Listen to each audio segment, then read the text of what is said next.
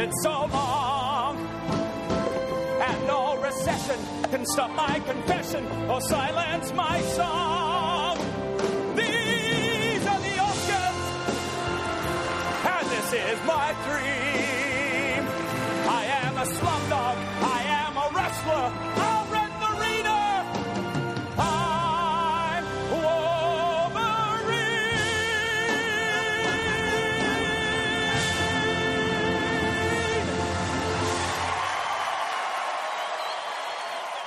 Hello and welcome to Xavier's School for Gifted Podcasts. We're proud to present to you FilmBookCast, the official podcast of FilmBook.com.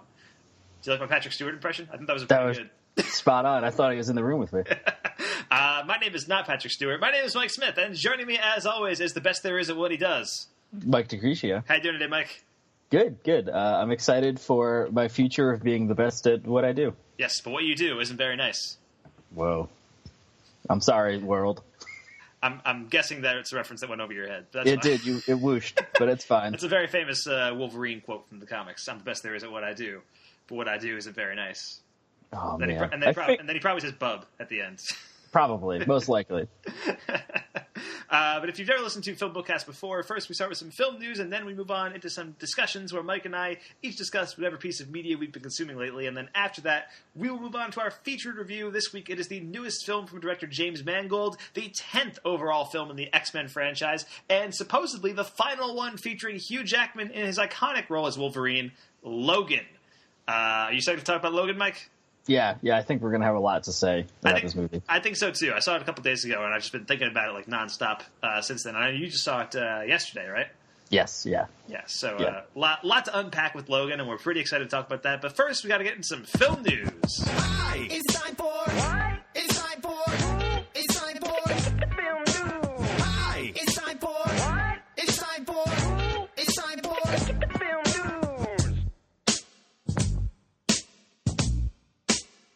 Film news.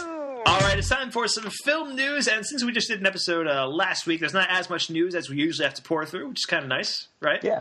That's pretty cool. But there was a couple of stories I did want to talk about, and this one is really interesting to me and also kind of distressing, and I'll say why in a second. But Travis Knight, who's the CEO of Leica Animation, who just made his feature directorial debut last year with Kubo and the Two Strings, one of my favorite movies of the year, he has been hired to direct a Transformers spin-off movie focusing on Bumblebee. Which is a sentence we never needed.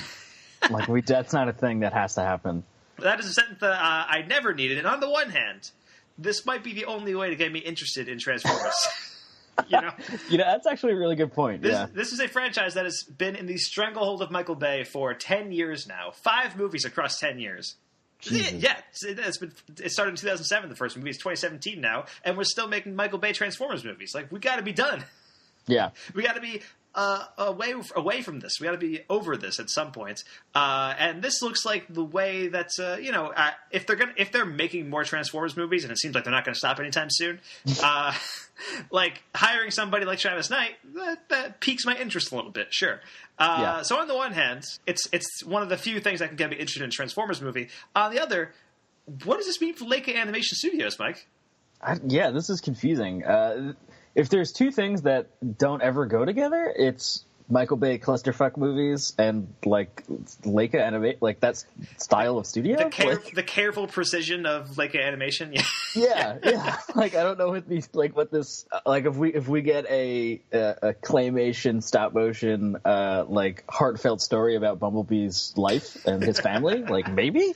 I would be really into that. I think actually his journey from being a little Volkswagen Beetle and growing up into being I don't even remember what he is, a Camaro, I think. Some kind of car that they could sell advertising to. Yeah, to being this giant alien fighting robot, that'd be interesting. Sure. his transformative journey. His transformative journey. Hey.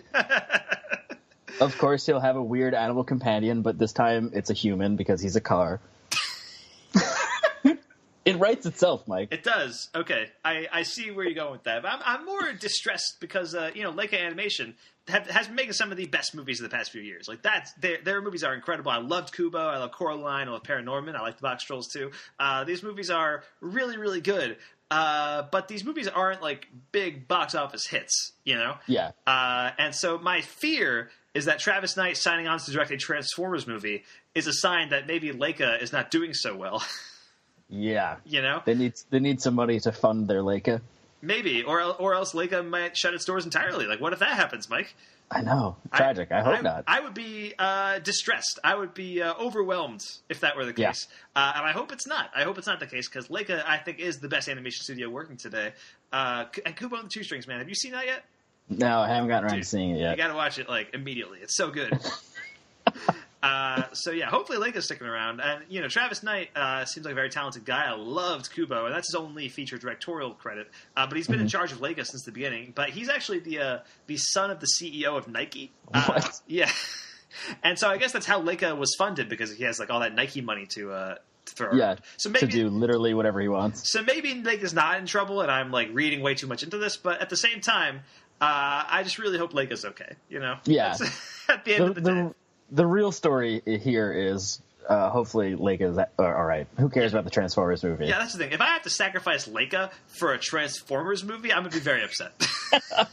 The movie gods are not just, Mike. Yeah, exactly. We live in the Snyderverse, Mike, as we seem to say every week at this point.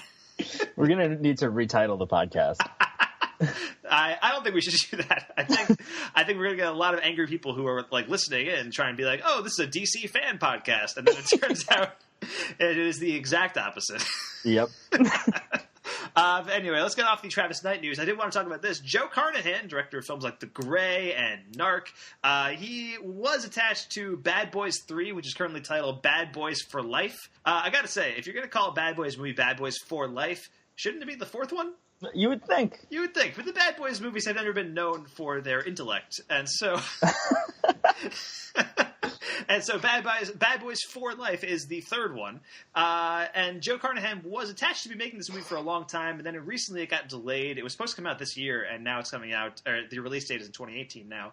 And now he is off the project, probably because, as we broke the news last week, or 2 weeks ago, he is now attached to direct a remake of The Raid starring Frank Grillo. Yeah, I mean, I guess if I would much rather have a Raid remake, even though, as we kind of talked about, The Raid, the original is so good, we don't really need a remake of it. But I'd rather have that than a third Bad Boys movie. Here's the thing. I think, and it's weird that we were talking about Transformers, which is a Michael Bay thing, because Bad Boys is also a Michael Bay thing. This would have been the first Bad Boys movie that Michael Bay did not direct. And I was kind of interested in seeing what that would be like, seeing maybe That's true. If I could possibly see a good version of a Bad Boys movie. That would be kind of neat. And, it'd be cool to see Will Smith back in action and stuff like that, because he's had kind of a rough run of movies over the past few years. And so if there was a good Bad Boys movie with Will Smith, making some star power moves, that would be kind of neat. But since Joe Carnahan's off the project, so goes my interest in Bad Boys for Life. It's actually kind of interesting, because Joe Carnahan has been attached to a lot of high-profile projects over the past few years and has dropped out of a lot of them, too. He was supposed to be making a remake of Death Wish, which would have starred Frank Grillo. Right. And that never ended up happening. He was also supposed to do a movie adaptation of Daredevil, back before Marvel had the rights again. It was still at Fox, I think. And he had this whole storyboard, artwork stuff going on. He had this whole reel. I think he posted his reel of whatever that movie would have been online. And it looked really cool. And Joe Carnahan's a guy who could probably pull off some really great stuff with Daredevil. And that just never came to be. I think as soon as he dropped that project, that's when the rights went back to Marvel and the TV show into production. Right. So that's what happened there. But so Death Wish, Daredevil, and now Bad Boys 3. Yeah. I guess we're going to have to put our Will Smith saving hope in whatever that weird superhero Netflix movie he's got coming out. Oh, right. Right. Which is directed by David Ayer, the director of Suicide Squad, so we'll see what happens. So, whoops, never mind. Oh, David Ayer, the problem with Suicide Squad, I think, is more with the studio than with David Ayer himself. But, I'm still not a big David Ayer fan in the first place, so we'll see what happens. We'll see. It did look interesting based on the trailer that aired during the Oscars that I saw. Anyway, so get off the Joe Carnahan news. Finally, there's this one last thing I wanted to talk about. Steven Spielberg, one of my favorite directors of all time, and I think one of the best, has a lot of projects lined up in the near future. This year he's got The Kidnapping of a Garden Mortada. The year after that he's got Ready Player One, and then the year after that Indiana Jones 5. Is coming down the pike, which was actually just recently announced, officially announced by Disney. So they've got the release date set, and Spielberg's back, Harrison Ford's back. It's all set in stone. But Steven Spielberg was just recently announced to be directing Tom Hanks and Meryl Streep in a movie called The Post, which is about the Washington Post's legal fight to publish the Pentagon Papers. So I think for the Oscars in 2020 or whatever this movie comes out, I think you can just write those in at this point. Yeah, it's just they're a lock already. Yeah, start working on your pools now, because like the only way this could be more Oscar friendly if Daniel Day-Lewis was in there somewhere, you know. Yes, and one of the characters might have been handicapped or something. Right, and it's Daniel Day-Lewis's character, obviously. I mean, he would have to be.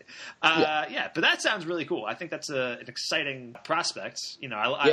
You know, Spielberg and Tom Hanks have worked together a few times, but they haven't. Or actually, no, never mind. I was about to say they haven't worked together in a while, but they did make Bridge of Spies just 2 years ago, which is a movie that I really liked. And a movie that I feel like you came down on a little bit as. I think a little bit, yeah. I don't think I liked it as much as you did, but it will be exciting to see another. I'm gonna guess kind of thriller, exciting. You know, it's along the lines of Spotlight.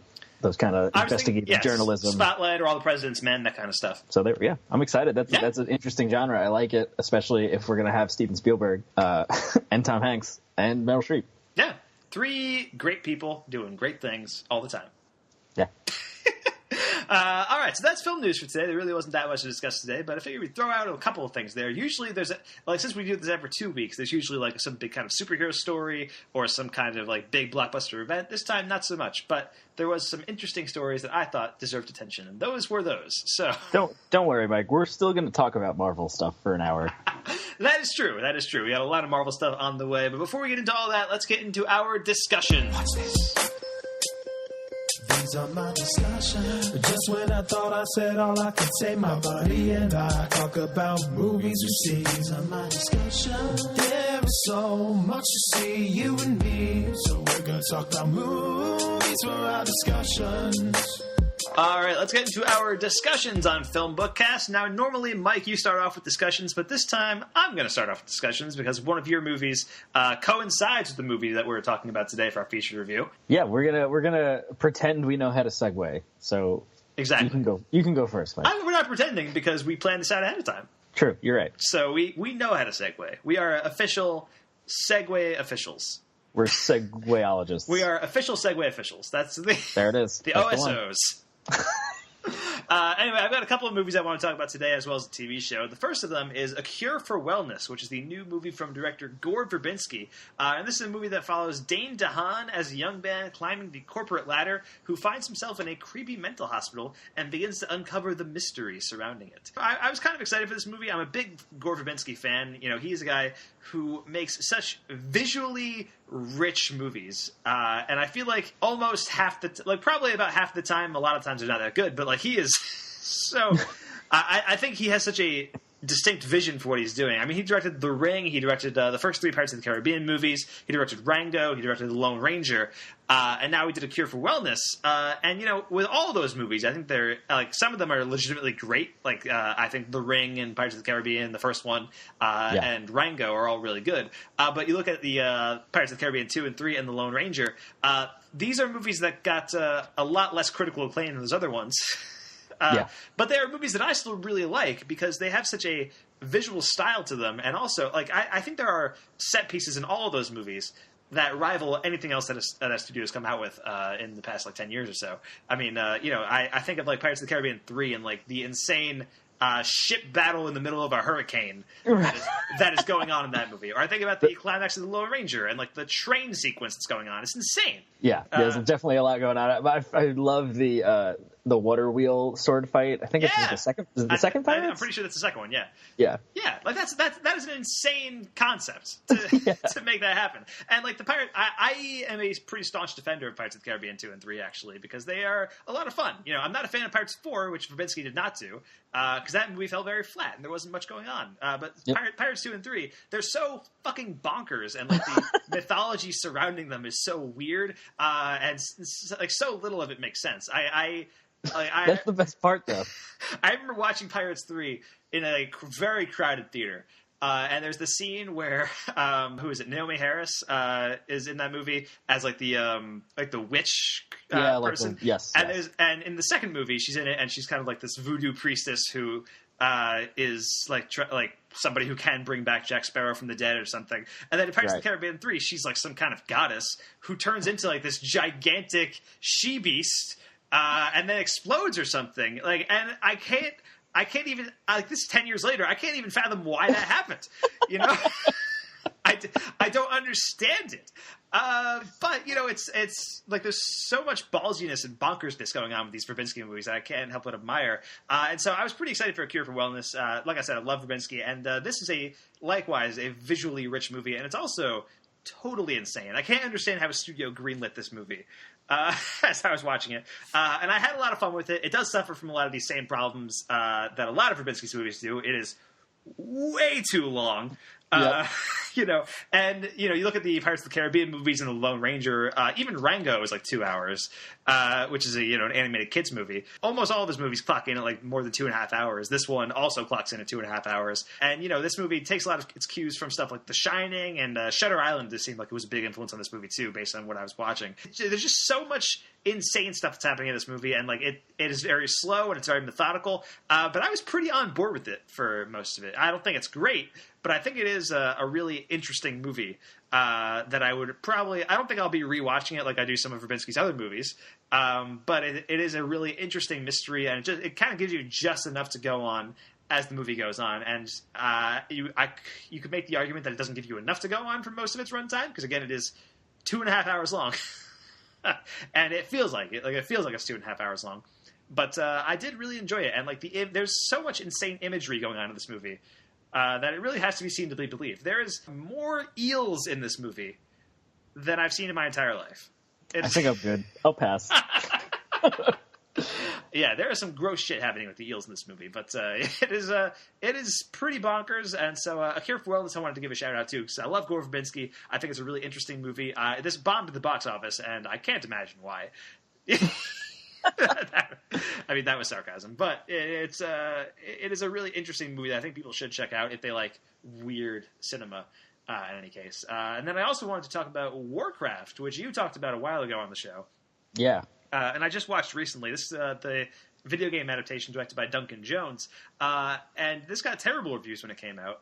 It did. Which is why I didn't go see it in the theater. I would have gone to see this in the theater because I love Duncan Jones. But the terrible reviews deterred me from it. But, you know, I figured it's on Blu-ray now, and I was able to get it through Netflix. And so I was going to watch it regardless because it's Duncan Jones. You know, I love him. And I was hoping for some kind of underrated masterpiece out of Warcraft, you know. Something that everyone just missed. Yeah. I was hoping to watch this movie and be like, man, everybody was wrong. There is some hidden genius under the surface of Warcraft. But alas, that was not to be. Warcraft might be the worst movie I've seen in a long time. It is so bad. And you know what I think the main problem with this movie, the thing that really bothered me from the beginning, is that it never gives you a chance to get acclimated to the world that it's throwing you into. And I am all for being thrown into a world and picking things up from context. You know, like the John Wick movies do a perfect job with that. You know, you watch John Wick and you kind of pick up elements of this world as the movie goes along, and like you start to understand this world. Warcraft never introduces you to anything and just expects you to know everything that happens. It just does things, and it's a viewing experience that I would describe as overwhelming. As soon as the movie started, I was like, oh man, I am out of my element. I do not know what's going on. You know, there are like 100 characters in this movie, probably like 50 locations. Nothing has weight to it. I didn't know who anybody was. You know, I kind of knew who like Paula Patton was because she was like a half orc, half human, and she was the only one that was like that. And then there was somebody who was like a wizard or something, but they didn't explain that he was a wizard. He just was a wizard. He just had magic. He just had magic, and like Ben Foster was in this, and like Ruth Negga was in this, and Dominic Cooper was in this. Like some really talented actors were in this movie, and I had no idea who any of them were. Like I barely recognized a lot of them because I was just like, I don't know what this character is doing, and I don't know who is in this scene. Like I couldn't follow it from scene to scene. I couldn't follow it from like line to line. I feel like characters would exchange dialogue, and I was like, wait, what are they talking about? And you know, there's a couple of the battle sequences of this movie are like mildly fun. You know, like even, I'm not made of stone. I enjoy seeing an orc smash somebody with a hammer. You know, that can be fun, but it loses its luster pretty quickly, and it's just not enough to recommend. You know, this movie really fails in every level. It's kind of astounding. Yeah, it feels like a 2-hour first act of another movie because it doesn't do. I remember like it doesn't resolve anything. It just introduces the plot. Okay, here's some orcs, and then like it's a thing, and then it ends, and like that issue's not finished. Like it's not like it doesn't, and it's not even in a satisfying way that like, oh man, it's a cliffhanger. I need to know what happens. It just is kind of like a lull in the action, and then we just roll credits. Yeah. Like it felt really weird. Exactly. And I'm not somebody who has played any of the World of Warcraft games. I have like only a vague knowledge of World of Warcraft to begin with. But this movie, I mean, I feel like the experience of watching this movie is probably similar to watching a cutscene in World of Warcraft. You know, it's like visually, that's what it felt like to me. And you know, this movie looks super expensive. Yeah. And I'm sure it was. And the movie did pretty well. Like it bombed here, but it did pretty well overseas. I don't know if it did well enough to make back its budget or not, but it broke like records in China and stuff like that. So I was really hoping for something out of this, man. Like because I love Duncan Jones. You know, he did Moon and he did Source Code, and like those are movies that I really like. And you know, he sunk like 5 years of his life into Warcraft. Like he's been attached to this since Source Code came out. So I was hoping for something really great out of Warcraft, and it did not deliver. But you know, I'm not giving up on Duncan Jones. I feel like he kind of got sucked into the studio machine and was like forced to serve several different masters. Probably Blizzard Entertainment was probably the biggest thing there. But you know, he is coming out with a new movie on Netflix this year, Mute. So pretty excited to see where that goes. I mean, have you seen any of the photos or anything from the set of Mute? It looks like Blade Runner. Really? Yeah. So it looks pretty cool, and it looks like it's much more in his wheelhouse and something I want to see from him. So yeah, I'm not counting out Duncan Jones just yet. You know, I think he'll be okay. I think he'll be fine.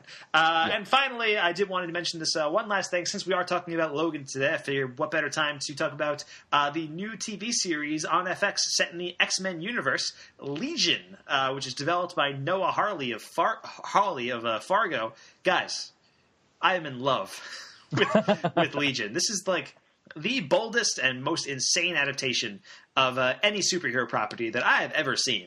And I've been telling you to watch it for a few weeks, and you haven't done that yet, right, Mike? I haven't gotten around to it, yeah. But I do. I think I'm going to have to. You've been singing so much praise. Yeah, you absolutely have to. I mean, you love Fargo, so I think you should love Legion. Like, it's from the same guy, and it's. I think there's a similar sensibility, but it's much more bizarre than Fargo is.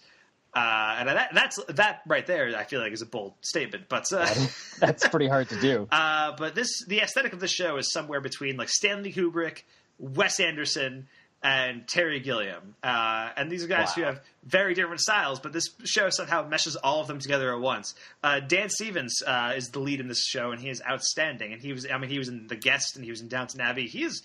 I think he's quietly become like one of my favorite actors. He's like really, really strong. I know he's playing I think The Beast, Beauty and the Beast, the new remake that's coming out as well. And the cast is filled with great performances, especially from Aubrey Plaza, who's in this show as well. So I thought I'd mention this since we're also discussing Logan today. And between the two properties, it is a damn good time to be an X-Men fan, man. Like, Legion and Logan are happening at the same time. Like, and these are two of the most unique and interesting adaptations of superheroes I've seen in a long time. So pretty stoked for the future of the X-Men at this point. At this point, a year ago, I was not as stoked. Yeah, I was going to say, it feels like hardcore X-Men fans have been waiting for this moment, and I think they might have finally gotten it. Yeah, where they're excited for the movie/TV versions of their characters. Yeah, less than a year ago, we were complaining about X-Men Apocalypse, you know? Right, yeah. And now we've got Logan and we've got Legion, like two of these really highly critically acclaimed properties of X-Men characters, and they are really fucking good. Spoilers for our Logan review. But anyway, yeah, so that's Legion. I wanted to mention that since we are talking about Logan today. But Mike, you have a couple of things you wanted to mention today as well, right? Yes, I have two movies today. The first one is I Don't Feel at Home in This World Anymore. This is the directorial debut from Macon Blair. It's available on Netflix, I believe. It's a Netflix original, I think? Yes, well, I mean, it was... Kind of, sort of?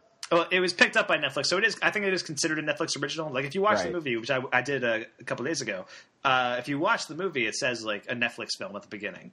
Yeah. It's actually in the opening. It doesn't just have, like, the boom Netflix thing. Right. It actually says, like, a Netflix film or whatever. But they produced the movie independently, and then it was picked up at Sundance by Netflix. That was, I knew there was some story about Sundance. Couldn't remember exactly. Yes. But Macon Blair is a longtime collaborator with Jeremy Saulnier, who's made Blue Ruin and Green Room, which I think we were both big fans of. Sure. This is his first movie on his own, and it is a incredibly weird, awkward, and hopelessly dark comedy. It's like, it might be one of the darkest comedies that I've seen in a really long time. Okay. Blue Ruin and Green Room both follow, and I Don't Feel at Home in This World Anymore, follow a similar, basic story of a average person gets forced into a situation they get by consequences out of their control, and they decide to go for it and rise to the occasion.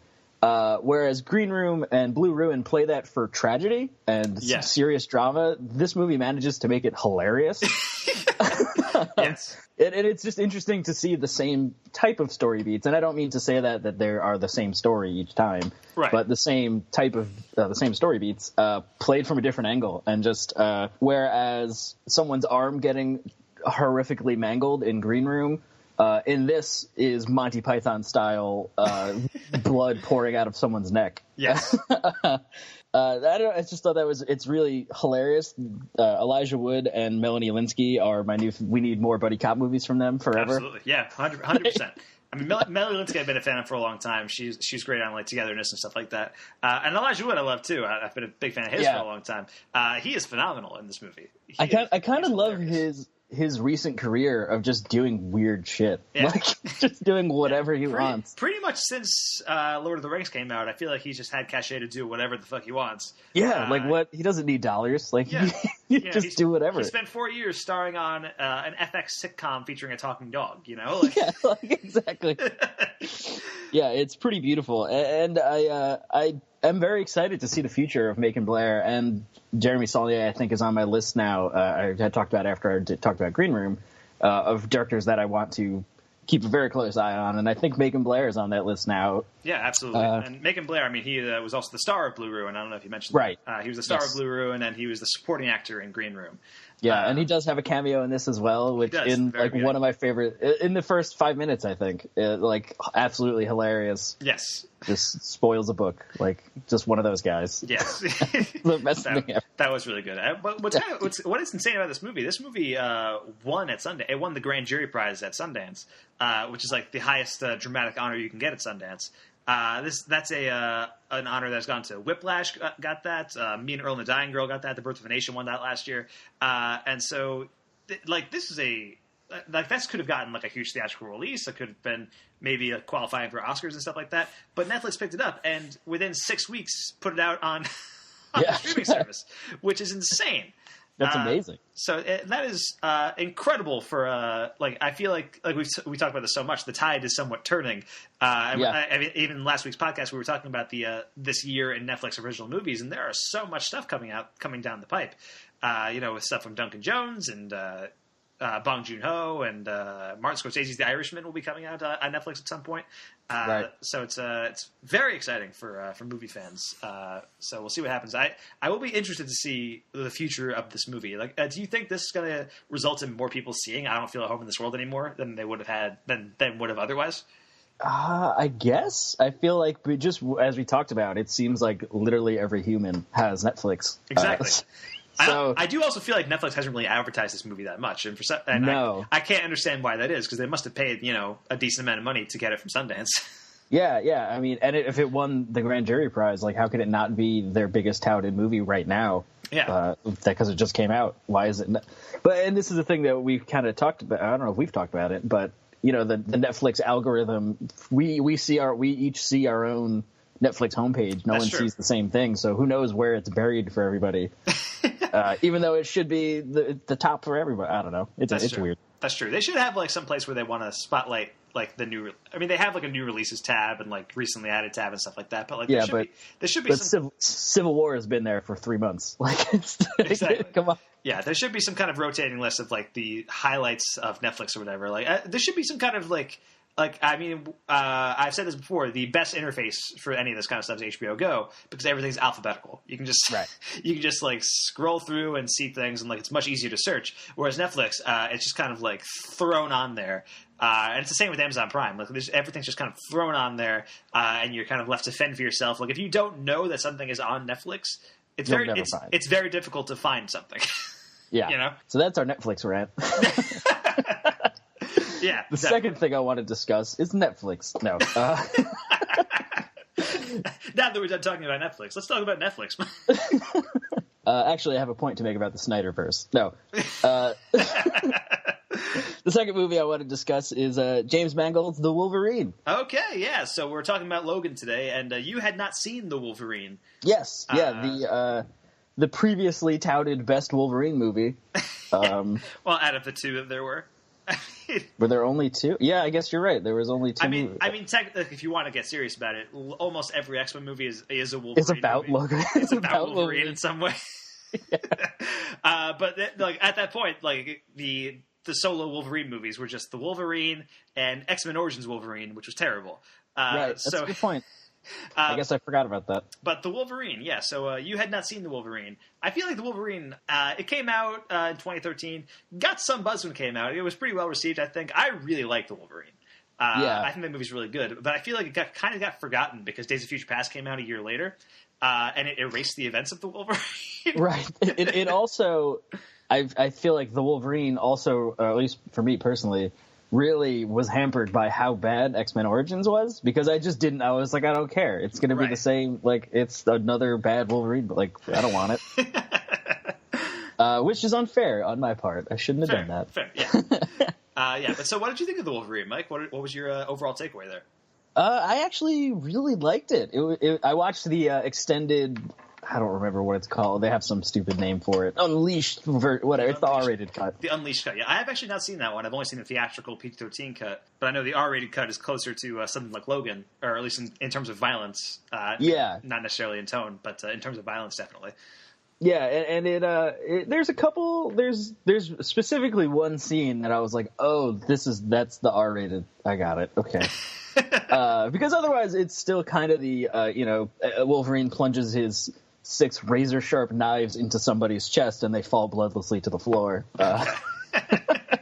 It's fun. It's big. It's silly. There's a long fight on the top of a bullet train that was like one of the most ridiculous things I've ever seen. That scene is fucking incredible. I love that action it's scene. So good, and it's fun. It's just it does kind of fall apart in its third act a little bit.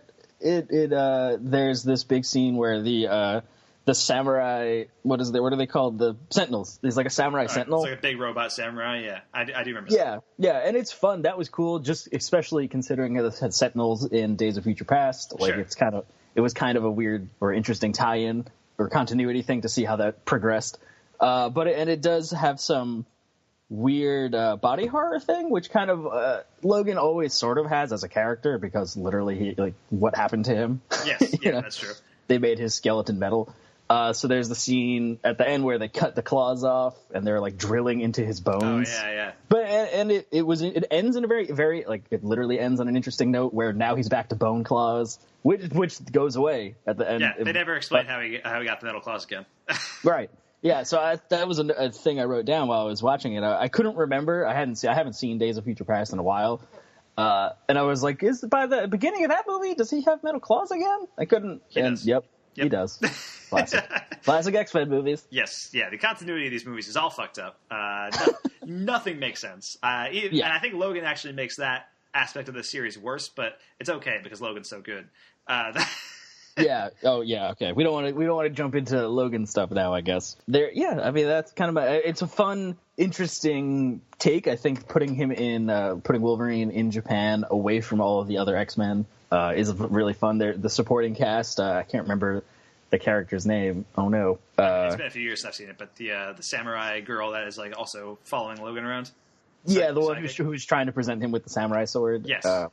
That character is a lot of fun. The like ninja stuff that's going on is really interesting, and it's always kind of fun. You know, the Wolverine is this eternal soldier kind of thing. So to throw him into samurai culture and like that era of warfare and stuff is a lot of fun. So that's my take on the Wolverine, I think. Yeah, cool. Yeah, I mean, I haven't seen the Wolverine in a little while, but I really liked it when it came out, and it was really cool. Did you stick around for the after credits scene when you watched it? I did, yeah. I did watch the after credits scene, which was fun. I guess I think it's a really good scene, but it also, like in retrospect, makes no sense. None. It is kind of interesting. Well, I'll save that. Actually, I'll save that for spoilers. Okay, but what I remember struck me about the after credits scene. In the after credits scene of the Wolverine, Xavier and Magneto show up at the airport where Wolverine is, and recruit him to go be in Days of Future Past. Basically, like we got a problem, and that's happening. But what's crazy about that after credit scene is that at that point in the X-Men franchise, Xavier was dead and Magneto had lost his powers. That's I where don't remember that. That's where we had left. That's where we had left them off at X-Men 3. That's right. And then in the after credit scene, it was like, oh man, Xavier's alive. Magneto has his powers again. I can't wait to find out how that happens. And we never got an explanation. Isn't at the very end of X-Men 3? Doesn't they transfer Professor X's consciousness to his brother's body or some stupid shit? So the after credit scene in X-Men 3.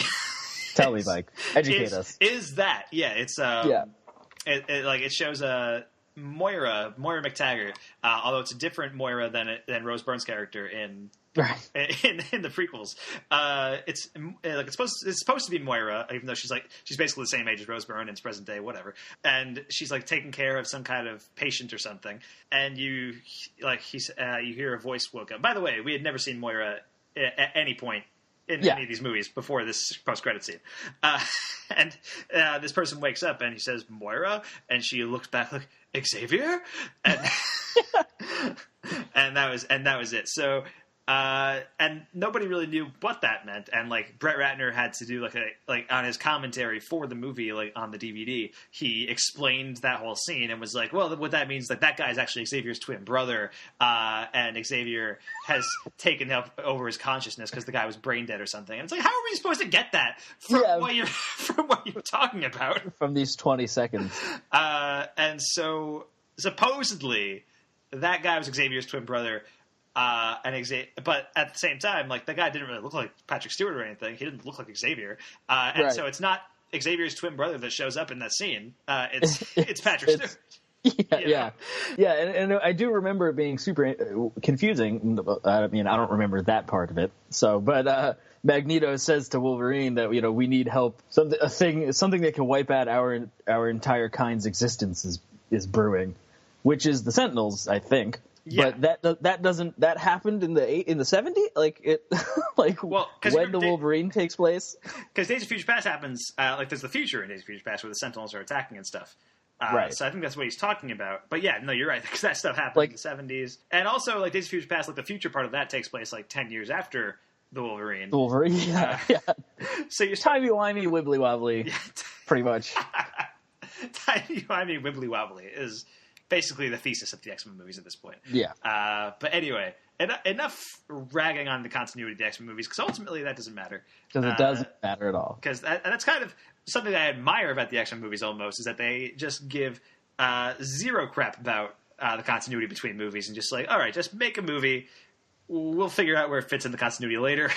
Yeah. Although I think even now, we'll talk about that more, I guess. Yeah. So should we move on, Mike? At this point. Yeah, I guess we should probably do it. Let's. Now that Captain Segway has struck. Now that Captain Segway has struck again, let's get into our feature review of Logan. We got ourselves an X-Men fan. Maybe a quarter of it happened. and not like this. In the real world, people die. Logan. I don't want to talk about it. Logan. Just stop. Be careful. I need the girl. What girl? Go get her.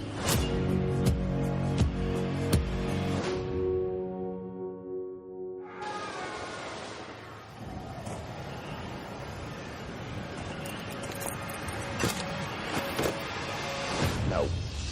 No. No. All right, let's get into our featured review of Logan, the new film directed by James Mangold. It stars Hugh Jackman, Patrick Stewart, Daphne Keane, Richard E. Grant, Boyd Holbrook, and Stephen Merchant, among others. And the IMDb plot synopsis for Logan, this is actually a very good plot synopsis. I'm very proud of IMDb. For this one. In the near future, a weary Logan cares for an ailing Professor X in a hideout on the Mexican border, but Logan's attempts to hide from the world and his legacy are upended when a young mutant arrives being pursued by dark forces. Ooh, intrigue. So, Mike, let's get some backstory on Logan. I mean, The Wolverine was director James Mangold. Logan is also director James Mangold. And Hugh Jackman has been saying for years that he was very close to the end of his run as Wolverine. Right. Which began all the way back in X-Men in the year 2000. Like that before it even started. Well, no, I'm not saying he said he was done in the year 2000. I'm saying that's when the run started. That's when he first started doing Wolverine. And Jackman's Wolverine is a huge part of why we have so many superhero movies today. Like that, it's such an iconic performance, and the X-Men was such a huge hit. And it almost didn't happen that way. Hugh Jackman was actually a last-minute replacement for the part. I don't know if you know that. Wow. Yeah, originally cast was Doug Ray Scott, who was the bad guy in Mission Impossible 2. He was cast in the role of Wolverine, and he had to drop out due to scheduling conflicts with Mission Impossible 2. So Hugh Jackman ended up getting the role. Imagine the alternate universe where we are celebrating the triumphant end of the run of Wolverine with Doug Ray Scott in the lead role. But man, that guy must feel like a real jackass. Yeah, but at least he was in Mission Impossible 2, I guess. Exactly. The worst Mission Impossible. Yeah. But Hugh Jackman had said that The Wolverine might be his last movie as Wolverine, and then he had said that Days of Future Past might be his last movie as Wolverine. But Logan really, truly appears to be his final round, holding up the adamantium claws. You know, it just has this air of finality to it, and we'll talk about a lot of stuff in spoilers, obviously. But it really feels like the final Wolverine movie, and all the advertising has been leading you to believe this was the last run of Wolverine, and so it reunites Jackman with James Mangold, who seems to have made a very conscious effort to do something incredibly different with this movie. And Logan is really unlike any other X-Men movie out there, I think, or any other superhero movie for that matter. Like it seems like it's in a league of its own almost. Yeah, definitely, I would absolutely agree. It's the most unique, at least in the modern era of superhero movies, the post-Marvelization of superhero movies.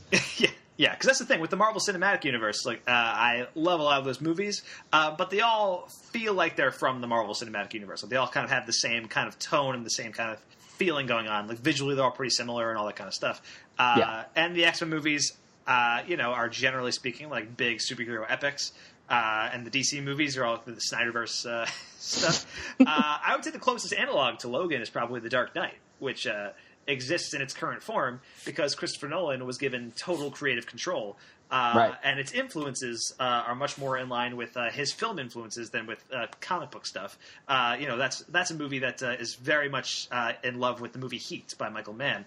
And I think Logan kind of works the same way. And the Wolverine kind of took its cues from samurai films, too, as well. Yeah. But Logan has a heavy Western vibe going on from James Mangold.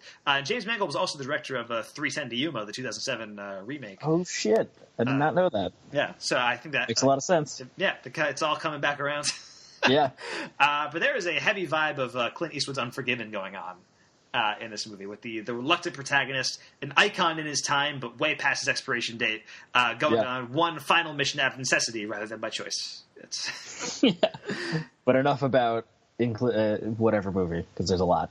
But enough about every movie this one is taking cues from. It's not just Unforgiven. Shane plays a surprisingly major role in this movie, and it also seems pretty inspired by Alfonso Cuarón's Children of Men. In the way it depicts the world that Logan exists in, but the world of Logan to me, it kind of exists on the fringes. It's just to be hinted at. This is a movie that is so deeply and intensely focused on its title character that all else kind of falls by the wayside. This is like the quietest superhero movie I've seen ever, probably. The most introspective blockbuster I've seen in a long time. Yeah, it's pretty beautiful. I do very much love and appreciate the fact of, it takes place in the future. I think they give the year 2029 or something like that. Yes. Of how just barely, like you said, the world and everything around it is on the fringes. The car looks a little weird. Like we're shown some stuff that's like just tiny bit futuristic, and I kind of loved that, where that, like you said, it's just about these characters and the world is there, but it's not. It doesn't really matter. Yeah, I mean, like the world matters. It definitely like informs what's going on. Oh yeah, absolutely. But it really isn't about that. It's about Logan's journey and what he's going through. And it's a really interesting. So Mike, I mean, you came out of Logan yesterday. What was your immediate reaction coming out of that movie? Just a deep exhale, mostly. Just wow. I'm not sure I loved it. I think I did. I did really like it. Yeah. And it has it had a pretty profound impact on me, and just superhero movies I think are going to be changed by this movie. I can see it. And it does a lot of really beautiful, bold things that I appreciate. It is incredibly emotional for, what we would expect going in, or, if we didn't know what it was just going into this superhero movie. I don't know. Yeah, that's kind of like, it just kind of blew me away in a lot of ways. Yeah, I mean, what about you, Mike? What was your reaction? My immediate reaction coming out of it, and I saw it a few days ago, was that I really, really liked it, but I wasn't like blown away. And then like just the more I thought about it, like I was just so entranced by the world and so kind of hooked by all these stuff that this movie was doing, because it works in so many thematic levels, and yet there's also just so much incredible action sequences and so many cool character moments, and it works on a lot of thematic levels that I think most superhero movies don't even aim for. Right. And so I thought that was really cool. It felt like this is like it was looking at the DC universe and being like, you know what, we're going to do this the right way. Yeah. Yeah. It did feel like a big middle finger to a lot of those movies. Yeah. And I feel like it's almost not even fair to compare Logan to the other X-Men movies, because it is so much better than all of them that it's a little sad, Yeah. And I think it's interesting to see, a lot of things that a lot of the complaints, especially like, compared to X-Men Apocalypse, which is the worst of all. It's the worst of the worst tendencies of superhero movies. Sure. We have 27 characters. None of them get explained at all. There's a big beam in the sky at the end. Yeah. Like, who gives a shit? It's people in front of a green screen half the time. Like, It's all of the worst things about superhero movies. And then jump to Logan, and it is a serious character drama that just happens to have superheroes in it and to be about this fantastical shit. And it's a pretty amazing comparison to see what can be done with these characters and this world when that's not the point of it. Yeah. No, I wholeheartedly agree with that. And what's one big difference about this movie compared to the other X-Men movies? This one is rated R. Right. And it's the first one featuring Jackman's Wolverine to not be PG-13. I think Deadpool went for the R rating last year, and Fox saw a lot of success with that. And so I think it's kind of what led them to be like, okay, we'll do Logan as an R rating. Yeah, definitely. And that can be misconstrued. Like, that can be something that, like, I feel like the lesson to take away from this isn't that, this is good because it's rated R, but I do think it's good because it allowed the filmmaker to really explore this character in a really interesting way. The violence in this movie is much more visceral, and it feels more in line with what Wolverine should probably be. And the content of this movie is just a lot more mature and different from the other X-Men movies. And it's also not kind of going for the faux edginess that Deadpool aims for. And, right. And it's a lot better for it. Deadpool is a movie that I liked, but I wasn't I wasn't floored by. And I know you really like Deadpool, and a lot of people really like Deadpool. But this feels like just a much more complete story than Deadpool offers. Yeah, I think it's interesting. Deadpool kind of aims for that audience of like people that were like 15-year-olds, like maybe their older brother brought them to see this R-rated movie. Yes, like that's exactly what it is. That audience, absolutely, and that's fine. And it feels like X-Men or Logan aims for the audience of the people that were 15 in 2000 when the first X-Men came out. Yeah. Like it aims for that mature audience and doesn't shy away from real, like I had said before, he's got 6 razor sharp knives, and he what that would do to a body, and it doesn't shy away from that reality, and it deals with some heavy shit. Yeah, to put it lightly. The movie is dark. It is a dark film. But unlike the darkness of something like Batman vs Superman, this darkness has some kind of meaning attached to it. It feels meaningful, and it's in service of something that kind of looks like hope. I think ultimately this is a movie about hope in the world of darkness. So even though the world around the characters is dark, the journey takes several horrifying steps along the way. But we are right there with Logan, Xavier, and Laura, and the movie makes us want to see them succeed, and I think it really succeeds on that front. And I think performance-wise, Hugh Jackman and Patrick Stewart are the best they've ever been as these characters in this movie. Absolutely, yeah. This is I can't think of the right words now. This is one of those movies also that just when you talk about it and think about it, emotions happen. Sure. Yeah, I was writing down these notes for as I was preparing the podcast yesterday, and I was almost brought to tears by certain things. But Hugh Jackman, Patrick Stewart, and Daphne Keane, my God! What an incredible find with Daphne. Yeah, between her and Millie Bobby Brown, the age of the 12-year-old mute female protagonist is upon us, I think. Yeah, it's working out. Yeah.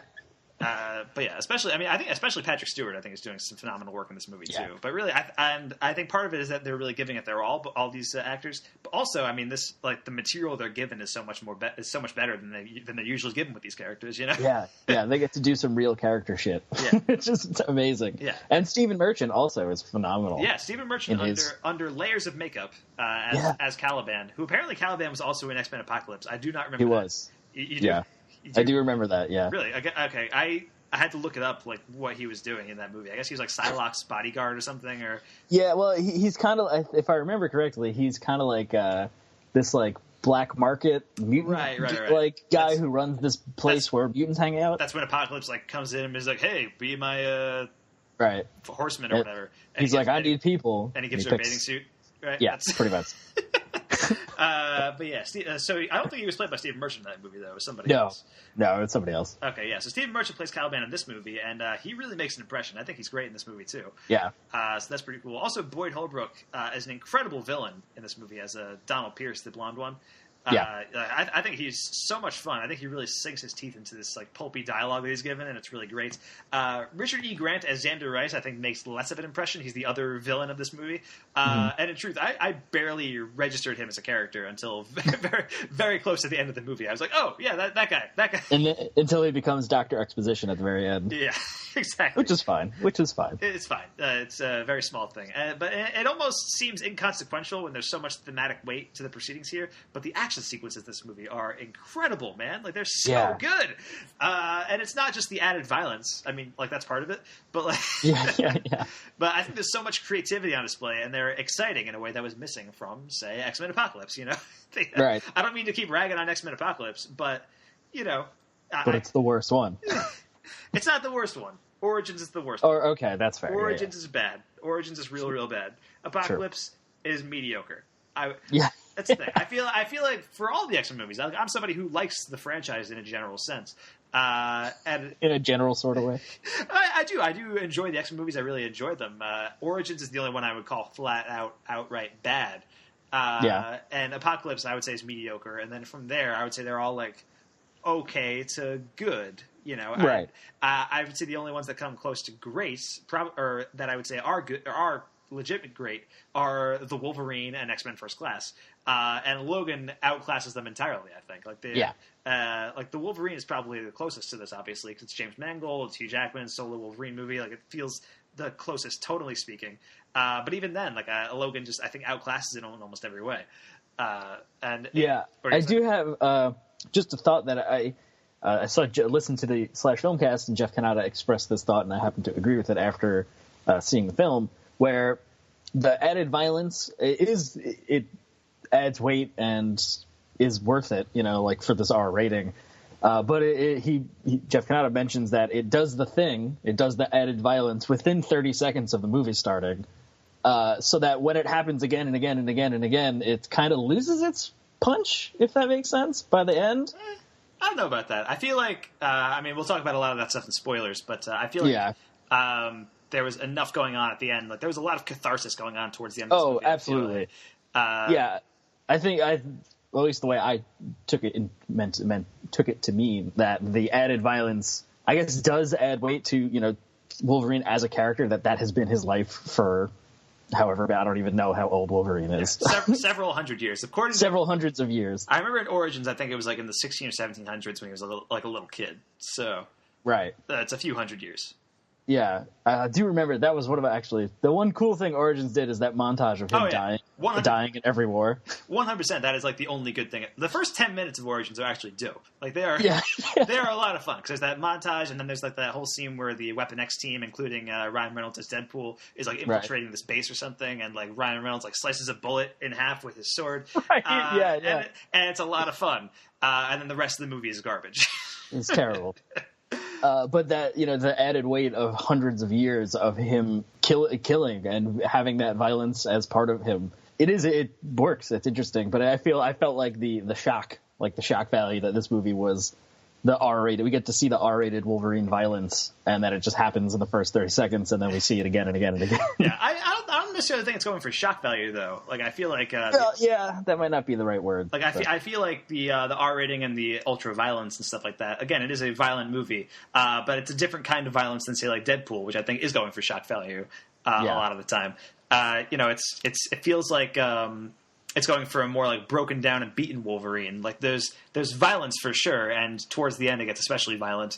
But at the same time, like he's not moving as well as he used to, and so he can't even slash throats in the way that he used to do.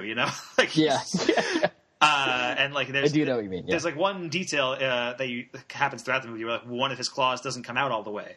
Right. And I thought that was a really interesting touch that like, these two come out and then the one on like between two knuckles is like comes out like halfway and he has to like pull it out and like cut his hand while he's doing it.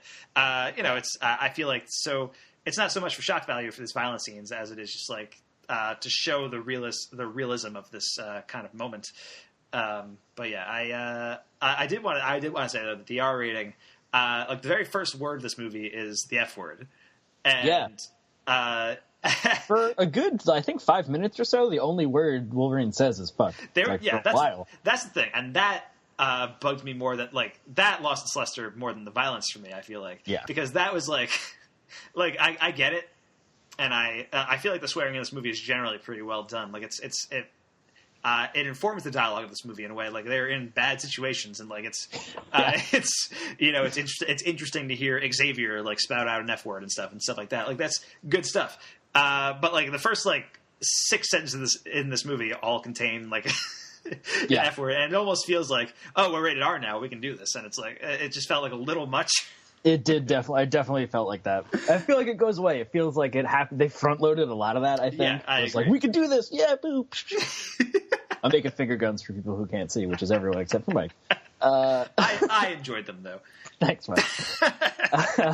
But then after that, they kind of were like, "All right, we got it out of our system. We got 20 years of fucks to say, and now we can keep going." Yeah, exactly. So so that was like one small thing, but I did want to also mention that this movie kind of gives like a meta nod at the whole series' continuity, like its own wonky continuity, by introducing the fact that the X-Men are written down as comics. Like there's X-Men comics that are shown throughout the movie, and Wolverine's kind of like pawing through them, and he says maybe a quarter of it happened, and not like this. And I took that as like, oh, okay. So every X-Men movie is a lie. Yeah. Or like you're supposed to like make your own continuity almost, like whatever it is. Like it feels like a very like meta nod at the fact that if you actually look at this series of movies like we've been doing for the last hour, nothing lines up. Like we said, there's a Caliban in Apocalypse and a Caliban in Logan, and they're two different people. Right. And they're in two different situations, and there's no acknowledgement that is the same Caliban or if it's just the same guy. Like, I don't know. Yeah. I think it is interesting, though, like, along those lines, it's a meta-nod at comic book continuity isn't a thing. I mean, it is. It is a very serious thing for people that read comic books, but it's a, like, shit show. No. Oh, yeah. Like, you can make an issue 20 years in the future and just be like, that explains this. Like, and it's fine. You know what I mean? Like, you can do whatever you want. And I feel like they are wholeheartedly embracing that theory in Logan with the movies. Yeah, absolutely. I think one of the big things about this, I was watching this movie and it kind of introduced you to this world that's like this post-apocalyptic nightmare. They just avoided a post-apocalyptic nightmare in Days of Future Past, right? That was the whole plot of that movie, is that they're avoiding this kind of post-apocalyptic nightmare where all the mutants were killed. Right. And so Wolverine went back in time, stopped that apocalypse from happening, came back to the present. He met up with Xavier. Those two are the only ones who know that apocalypse was reverted. And then 30 years later, they're in a different post-apocalyptic nightmare. Well, I think it's an interesting thing that you keep saying they're in a post-apocalyptic nightmare, because I feel like they're not at all. They're in their own apocalypse. They go to Las Vegas and it's packed and there's casinos and there's tons of cars on the roads while they're driving, and it looks like a pretty normal world. Okay, yeah, post-apocalyptic might be a stretch, but it feels like, it's post-apocalyptic for the mutants. It's supposed to, for that's what it is, and it feels like the world around them is definitely, like, the hints at the world around them seems like they're definitely worse than when we last left the X-Men, and in a way it mirrors our own world in scary ways. For sure. Absolutely. There's a very significant part of this movie that takes place on the U.S.-Mexico border, and a lot of this movie is about border hopping, and it really cuts close to a lot of the immigration stuff that's going on today, and it's pretty insane. And so I feel like that's I've been describing it as a post-apocalyptic nightmare. That's probably because I view the world that we're in right now as a post-apocalyptic nightmare. No, but I think that speaks to this movie's credit on tone and theme, and that the characters that we're with, it's like what we talked about earlier, that the world on the fringes that is the greater world that they live in doesn't really matter to this story, because for this story, it is the end times for what's going on with these characters, and I think that's to be applauded for what they're able to pull that off. Yeah, absolutely. Like, it's such a ballsy move to say. I mean, I guess we should save all that for spoilers. Like, we're going to have a lot of spoilers, I think. This world. So should we do that? Should we get into spoilers, Mike? Or do you have any last things to say? No, we can get into spoilers. Yeah. Okay. All right. Let's get into spoilers for Logan, starting right now. Stop it! Both of you! You're spoiling it! You're spoiling everything! All right. Spoilers for Logan, starting right now. So what we were talking about with this apocalyptic thing for the mutants going on, there is a tragic backstory accompanying Xavier in this movie. That kind of recontextualizes every other film in the series too, and it's not really explicitly stated, but it's very much implied. So they do mention early on that his mind has been classified a weapon of mass destruction by the government. Right. And when we first see him, Logan has been kept in this windowless barn. So throughout this movie, Xavier is suffering from these seizures that, because of his mutant abilities, are causing like destruction, and they're like freezing and injuring people left and right. And it's very much implied there was some kind of Westchester incident, which resulted in the deaths of a lot of people, including the X-Men. Westchester, of course, is where Xavier's School for Gifted Mutants is located. I think the implication is that like hundreds of people were killed in this incident. Because of Xavier's seizure, because his mind betrayed him almost, because he got old. Like, that was the thing. And so mutants are a dying breed in this movie. There's very few mutants left. Like Logan and Xavier and Caliban are probably like the last few. And so Laura, who by the way is X-23, is kind of like this new breed of mutant who was kind of like bred in a lab almost, right? Like, that was kind of the idea behind her. And so mutants being a dying breed in this movie, it's kind of recalling the lack of births in Children of Men. It also kind of apes the refugee crisis stuff from Children of Men too. And it's an incredibly sad notion to think that the X-Men were ended, not by some all-powerful villain like Apocalypse, and not by the ongoing war for mutant rights from Magneto, but instead just accidentally by the men who brought them all together as a family. Yeah, it's a bummer, man. There's that scene where I think it's Dr. Xavier Rice or whatever his name is, Dr. Xander Rice. Xander Rice, whose father was part of the Weapon X program that gave Wolverine his claws. Who I guess apparently was in Apocalypse, like in the scene, like Wolverine kills him in the Apocalypse scene where he goes to Berserk and stuff. That makes sense. Apparently, that's what I read online. Because again, I barely remember Apocalypse. So that scene where he explains, or he talks to Caliban, and he says, like, what does he have? Alzheimer's or ALS, a degenerative brain disease in the most dangerous brain, is like that's horrifying and tragic on the most tragic scale. Yeah.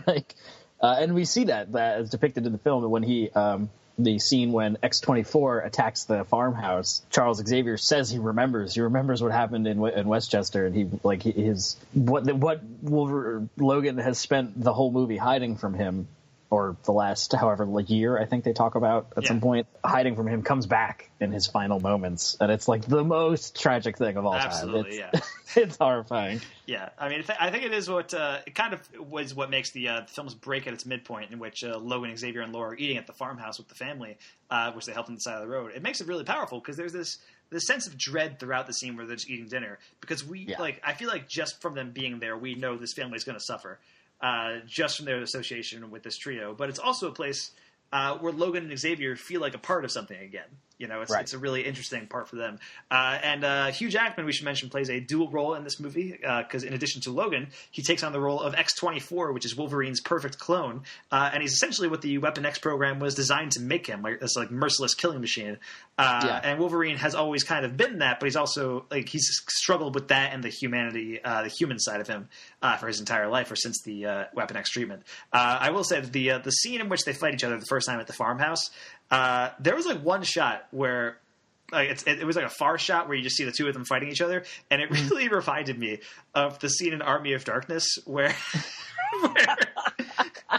it's good Ash and bad Ash fighting each other, and I was waiting for X-24 to be like, "You're the good Wolverine, and I'm the bad Wolverine. You're a good little two shoes."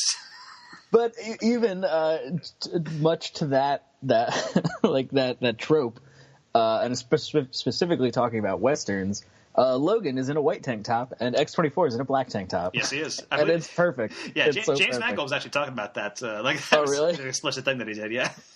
That's amazing. Yeah. So that was definitely cool. And in that scene, I mean, that whole sequence was incredible, the whole farmhouse sequence. And you have that scene, you have Caliban dying in that scene. You have Patrick Stewart as Xavier dying in that scene, which is brutal, man.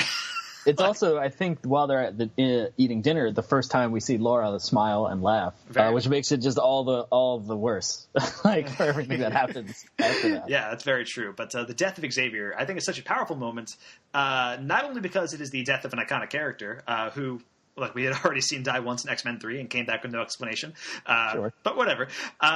But because in the context of this movie, it's where it places Logan on his own journey. Xavier was the one who wanted to go on the journey in the first place. He was the one that insisted on it, and has been insisting that the two of them need to get back into a mutant family.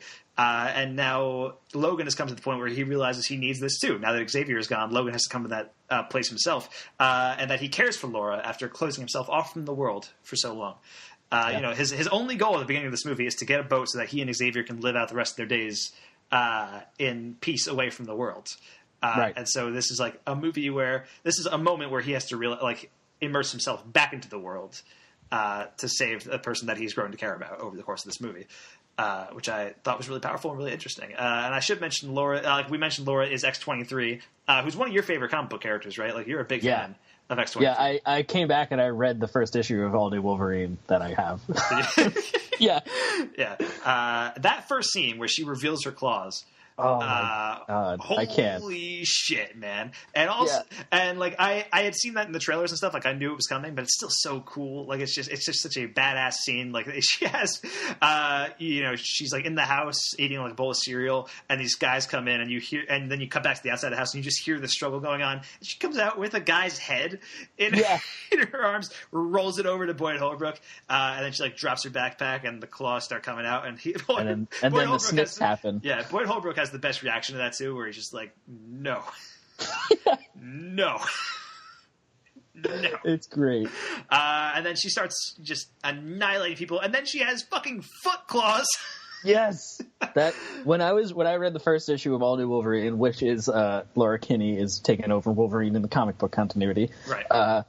And there's that moment the first time in the comic books where she uses her foot claws, and that blew my fucking mind. But it's so simple, but so beautiful at the same time. Yeah. And then it happens in the movie, and it was fucking awesome. It was so well executed. That whole scene was insane. I mean, that whole escape from Caliban's place and onto the Mexican border. Like there's that whole car chase segment of that, where Logan, Laura, and Xavier are in the car, and they run through the fence, and the fence gets like barbed wire, and like a dude gets caught in the barbed wire, and they're like, and they're just like driving around, and they barely reach the other side of an oncoming train, like it hits the back of their limo, like it is. Yeah. Oh man. And it's such a well shot, like just visually such an incredible scene. And I think that's really what Mangold brings to the table. Like he brings a lot of the stuff to the table with this. Like I feel like this feels like a very personal film for him. On a lot of levels, like for him and for Hugh Jackman. And he's bringing a lot of his outside influences into it. And like you see in his other filmography, like 310 to Yuma, he also did Walk the Line. And a lot of stuff like that. Like he's just a really interesting stuff. But actually, I mean, he did Walk the Line. This movie ends with a Johnny Cash song. Yeah, I should. I mean, it certainly has the same feel like that. Or I mean, it's the Western theme. You know what all that means, and the weight that theme brings to a story. Yeah. But it was that car chase scene and that whole segment reminded me. I mean, it wasn't similar to the bullet train fight of the Wolverine, but it brought me back to like that level of action.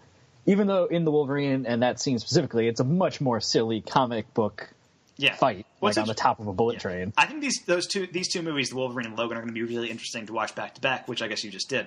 But I mean, The Wolverine to me feels like a much more like pure Wolverine story, almost it feels like that's like Wolverine at the top of his game. He's got action going on and stuff. And like, what's interesting about both of these movies is that James Mangold seems to understand that in order to make Wolverine a really interesting character, you have to weaken him somehow because otherwise he is invincible and it's not that interesting. Right. So in the Wolverine, he loses his healing factor for about like an hour of the movie's runtime. He gets it back at the end. And then in this movie, it's not that he's lost his healing factor so much, but that he's just so old and broken down. Like his body isn't regenerating as fast as it used to anymore. And like he is, a lot slower these days. Yeah. I think it is a really interesting thing they say, kind of hint at and talk about a little bit. I mean, I guess it's kind of explicit, but they say they keep mentioning something is poisoning you, something is dying inside you. Right. And then when Dr. Exposition happens, he says, "Oh, he's the one that put this poison in me." So the adamantine is leaching into him and killing him. Like he's got like blood poisoning, or something along those lines. Right.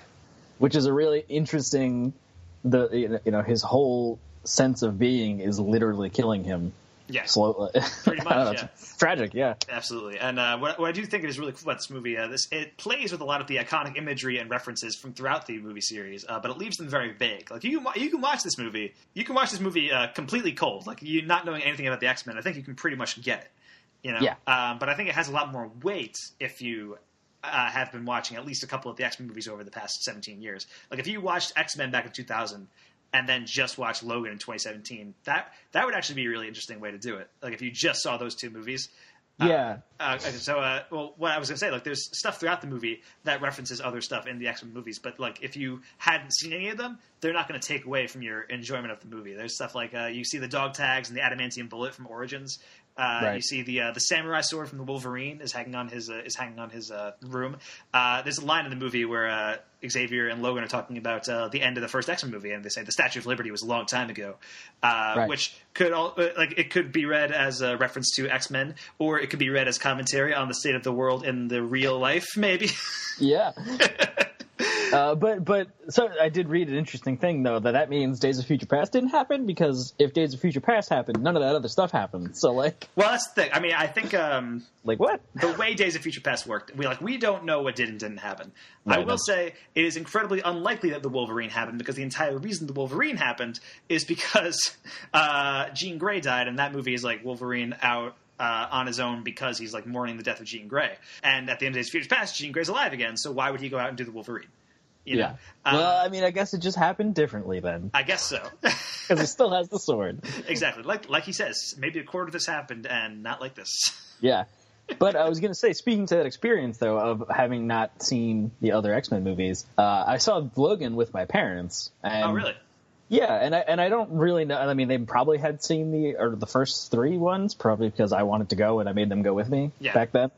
But I don't think they've seen the other ones. And they came out of it, and they both really enjoyed it, and they really liked it. They were like, but wait, who is this? And like, what does that mean? And they had some questions just because of like a general lack of knowledge about the 10 movies we've had. Yeah, I think if you watch this movie and as long as you like know who Wolverine is and you know who Professor X is, like you're pretty much good, you know. Yeah. I mean, and they did love the comic book details, like the literal comic books, and the one of the kids at the end is holding a Wolverine X-Men figure or action figure, right? There was a lot of details and stuff that they enjoyed, but who doesn't know who Wolverine is, right? Through cultural osmosis, everyone knows who the X-Men are or have heard of them and stuff. Yeah, exactly. That was all I had to say about that. Yeah. And I will say, after watching an entire film of a broken down Logan, like I was really into it. Like I was enjoying the movie a lot. But it is so cathartic when he takes the serum and briefly becomes Wolverine again, basically.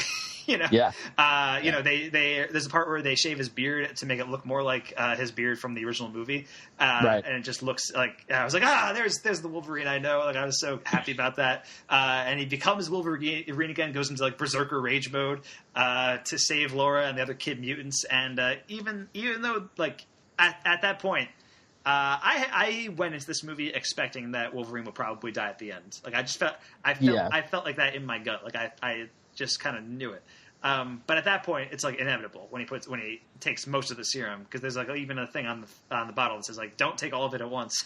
Yeah, and he took most of it. And in that moment, though, when he's like just annihilating dudes and saving Laura, it's where he lives up to everything that Laura had expected and read about in the comics that she grew up with.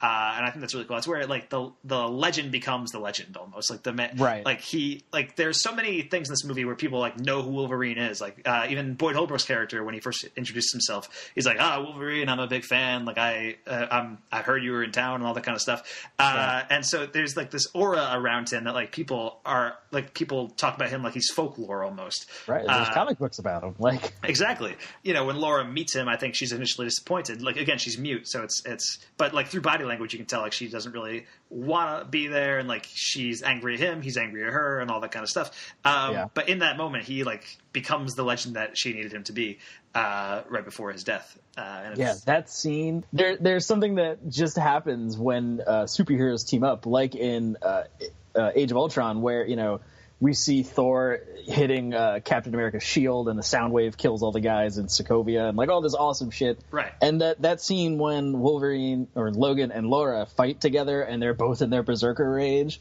and they're like, she's jumping off his shoulders, and like all this crazy stuff. Yeah. It felt, like you just said, the legend lives up to the legend. Yeah. And oh man, it's so good. It's so good, man.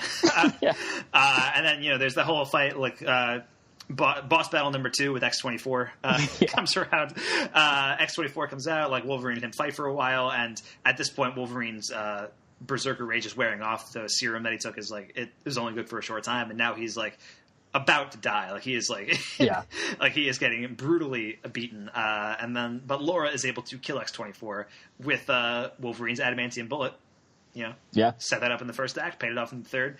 Chekhov would be proud. Yep. And it's really like that whole scene is a statement. That side of Wolverine, the violent, perfect killing machine that X-24 is, that was meant that Wolverine's basically been fighting for his entire life. This berserker rage guy that was always lying underneath.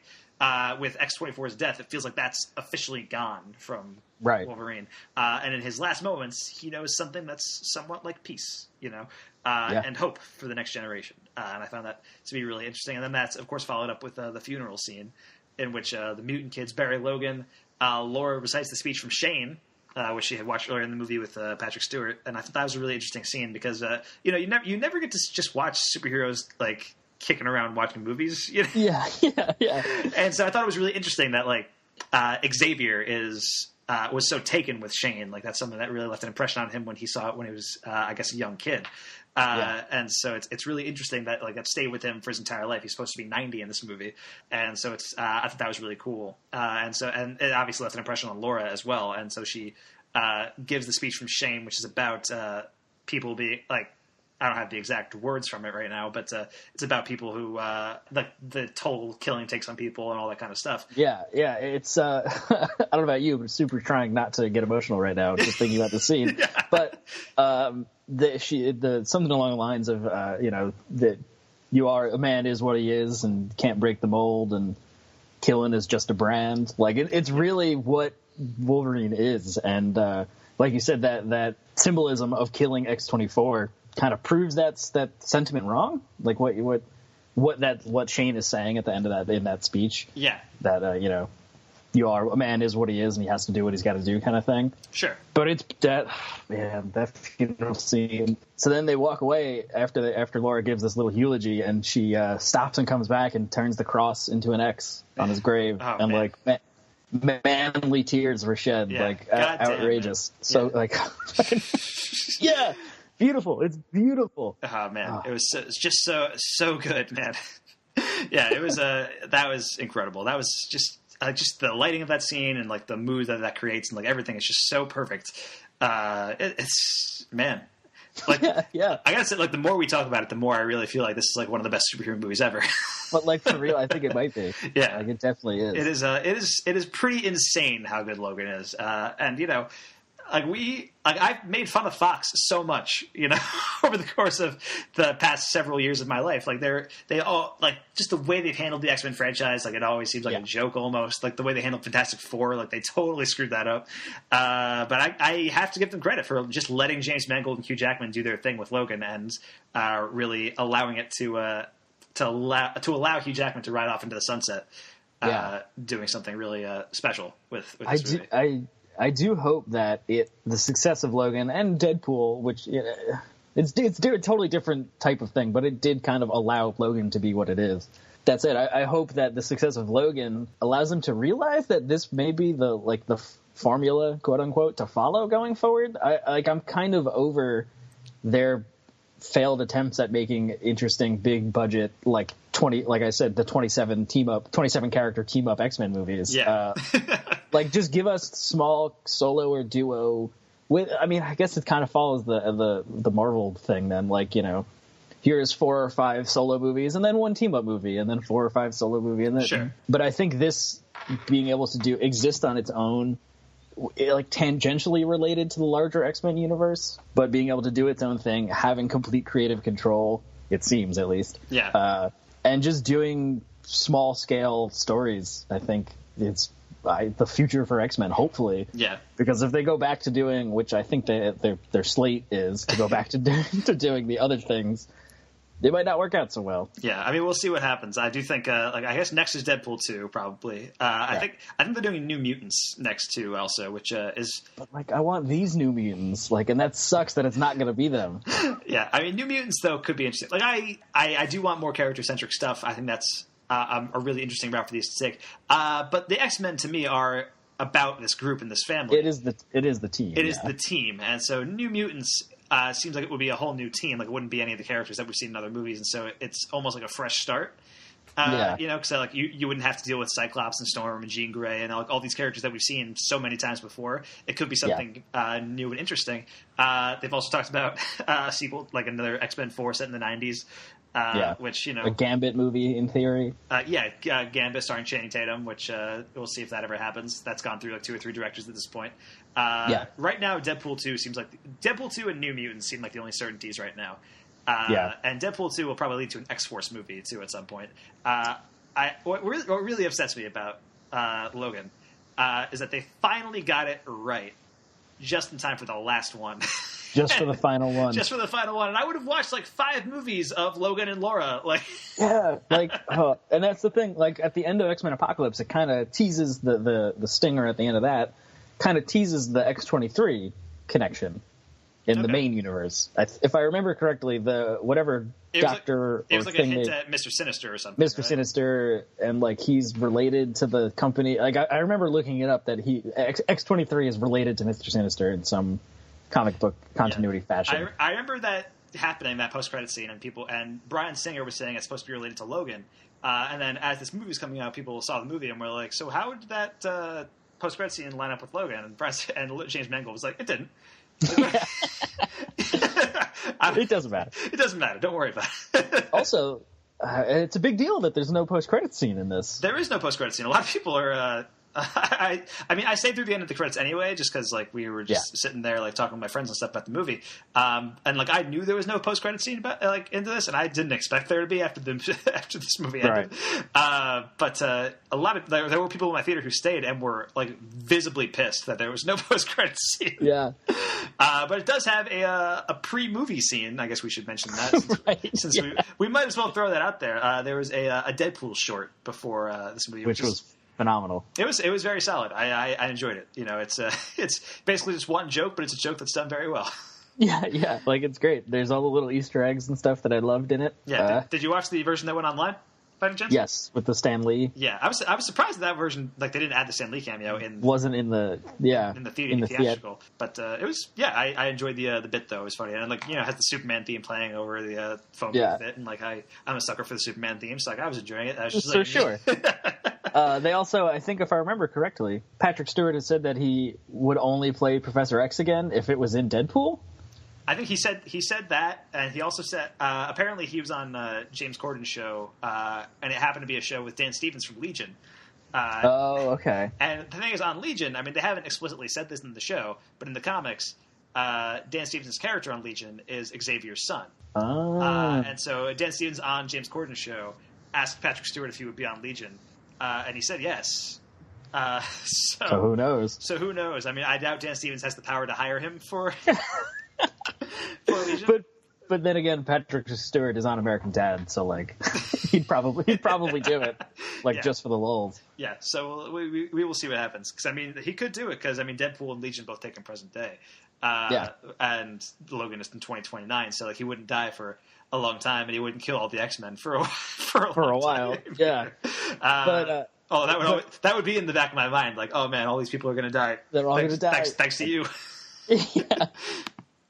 I do hope that, you know, because of the way Laura or Logan happens and when it, like the timeline and stuff, that Laura doesn't, as a character, ever come back. Or I hope she comes back, is what I'm saying. I hope we're able to see her included in other X-Men things. Oh, I think Fox is desperately seeking a way to find out how to get her into a movie at some point. I would be shocked if she doesn't show up in X-Force or something, you know, like that would be even if it's not Daphne Keane, who is amazing in this movie, it's insane I don't know, 3/4 of the movie doesn't say a word. Yeah, I think it has to be Daphne Keane. Like I would be upset if it wasn't. Yeah, I agree that I desperately hope it's her, because for 3/4 of this movie she's silent and is amazing. But just as a character, like we had mentioned, X-23 and Laura Kinney is like my favorite thing so far. Her and Spider-Gwen, pretty close. So I just want her in more stuff. Yeah, absolutely. And yeah, she does a phenomenal job in this movie. And yeah, she is mute for like 2/3 of the running time, and then when she does speak, she mostly speaks Spanish, which I thought was a really interesting touch. Like that would make sense because she's built like it was like a lab on the U.S.-Mexico border. Right? Yeah, I think it was in Mexico or something. Yeah.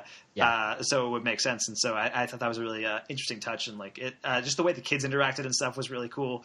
Logan, it was so good. Yeah. And the more I talk about it, the more I want to see it again. I feel like I might. I kind of really just want to go see it again right now. Yeah.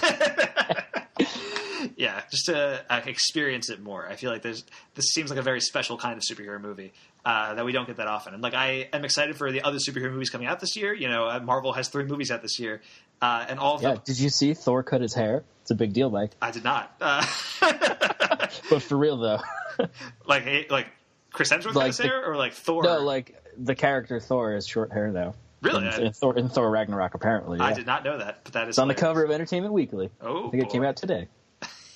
Hot off the presses, Mike. Hot off the presses, as always. But yeah, so you know, I'm excited for those movies. You know, but I feel like everyone, like this is like genre stopping movie. Like everyone's gonna have to stop and like consider what they're doing with superhero movies going forward.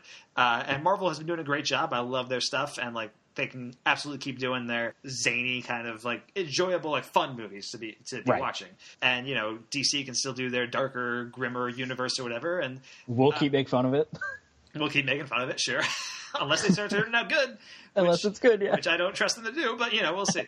But this really feels like, in the same way that, like, Unforgiven is, like, the final word on Westerns, that movie was, Clint Eastwood, that's the last Western Clint Eastwood ever made, and it's a movie about, like, an iconic Western hero, and it's, like, this existentialist kind of, like, thought process about what goes into the making of a Western hero and, like, the importance of that legacy and stuff, and this feels very similar to Unforgiven in that this feels like the definitive final word on what superhero movies can be, and now we have to rethink of what they are. Going forward, and so we'll see what happens. So I'm excited. I'm excited for Guardians 2, and I'm excited for Spider-Man, and I'm excited for Thor. But it's going to be really, really tough to beat Logan this year, I think. Yeah. But yeah. We could talk about Logan for another 5 hours. So I guess we could stop. I guess we probably should. But yeah. So final thoughts. It's really good. Amazing. Bring tissues. Yeah. So Mike, where can we find you online this week? You can find me at twitter.com/mdfilmblog. And if you like Dungeons & Dragons, my friends and I post our games at youtube.com/geonerd79. And you can find me online at twitter.com/msmithfilmblog and all my podcasts and stuff at FilmBook.com. And you can check out my other work at crookedscoreboard.com. Thank you so much for listening to FilmBookCast. I'm Mike Smith. That is Mike DeCrescio. If you're listening to this review via our podcast on iTunes, please subscribe to the podcast, rate it, and take a moment to give us a review.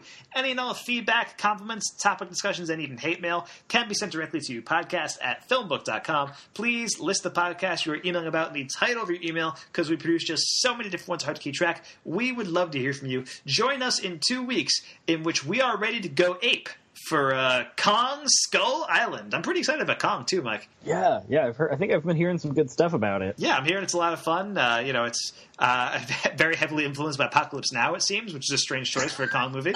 but sure. But I'm into it. I'm going to rewatch. I might do it today, actually. I have a box set that has the original King Kong, Son of Kong, and the original Mighty Joe Young. I may end up rewatching those movies sometime this week. But I am pretty stoked for Kong Skull Island. I think it's going to be a lot of fun. And then you can check out our next complete works next week, where we're going to be talking Nicolas Cage's role in The Family Man, which the name of that movie sounds like an old person who doesn't know the name of Family Guy. Oh my god, it does. You're right. We're watching The Family Man with the talking dog. Oh my god. But I'm interested to talk about that. That is actually a Brett Ratner movie who directed X-Men 3. So there's a connection there with this, because we mentioned X-Men 3 a couple times today. So anyway, thank you guys so much for listening. We are out. All right. I need some help for this one. Annie, come and give me a hand. No. Don't take me. Just trust me. Relax. Relax. Okay. Just sit there. Trust me. By the way, you look gorgeous. Why didn't you burn the tapes? I don't know what I'm supposed to say here. 18 minutes, all erased. I mean, it's an honor. I just would have loved a heads up. America deserves an apology. Frank Langella was sitting right next to me. Stop your lies right now and tell the truth. Do you really want to do this, Jackman? It's Frost. Confess to me. Why can't you let this be? Give me my dignity. Look what you've done to me.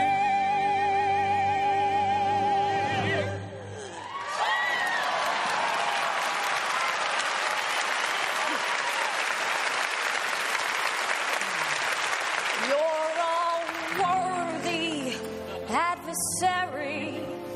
Why is your upper lip so sweaty? Is it? Yes, but I like it. Mr. Frost, I think I love you. Oh, Nixon.